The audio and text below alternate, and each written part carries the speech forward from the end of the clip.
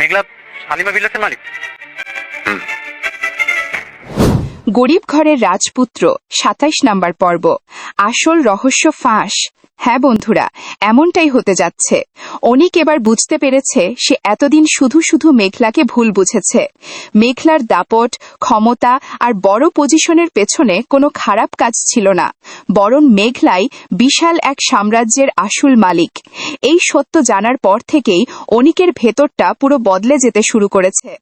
গাড়িতে ফেরার সময় অনিক শুধু একটা কথাই ভাবতে থাকে, সে মেঘলার সাথে অনেক বড় অন্যায় করেছে।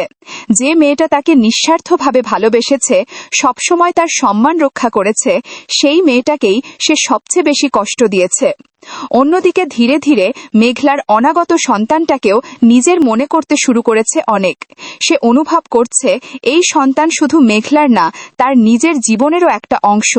যে সন্তানকে একসময় অস্বীকার করেছিল, আজ সেই সন্তানকেই নিজের বলে মনে হচ্ছে তার।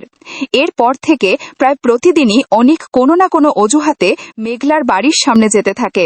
কখনো দূর থেকে দাঁড়িয়ে মেঘলাকে দেখে, কখনো শুধু একবার কথা বলার জন্য ঘন্টার পর ঘন্টা অপেক্ষা করে।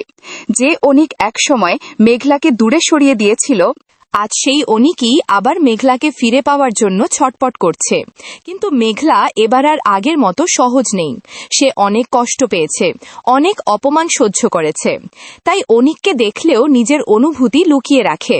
ভেতরে ভেতরে এখনো ভালোবাসলেও এত সহজে আবার বিশ্বাস করতে পারছে না। এদিকে রাতুল দূর থেকে সবকিছু লক্ষ্য করতে থাকে। সে কখনো ভাবেনি অনিক সব সত্য জেনে যাবে। আর এখন অনিক যদি আবার মেঘলার জীবনে ফিরে আসে, তাহলে রাতুলের সব পরিকল্পনা শেষ হয়ে যাবে।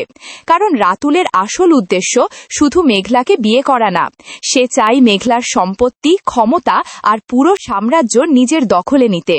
তাই এবার রাতুল নতুন এক ভয়ঙ্কর ষড়যন্ত্র শুরু করতে যাচ্ছে। বন্ধুরা, এবার গল্পে আসছে বড় টুইস্ট। মেঘলা কি আবার অনিককে বিশ্বাস করবে, নাকি রাতুল তাদের জীবন পুরো ধ্বংস করে দেবে? সব প্রশ্নের উত্তর জানতে চোখ রাখুন গরিব ঘরের রাজপুত্র ২৭ নাম্বার পর্ব। ভিডিওটি ভালো লাগলে অবশ্যই লাইক দিবেন, কমেন্ট করে মতামত জানাবেন, আর নতুন নতুন পর্ব সবার আগে দেখতে এখনই চ্যানেলটি সাবস্ক্রাইব করে পাশে থাকুন।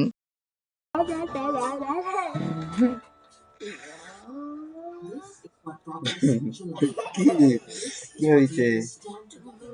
হ্যাঁ, তুমি পাগল হয়ে যাচ্ছ।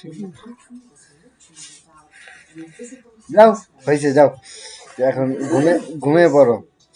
তুমি পড়ালেখা করবে, এখন পড়ালেখা করবে না? অফ করে দিলাম। হ্যাঁ, দুষ্ট দমন অনেক দুষ্ট বেবি।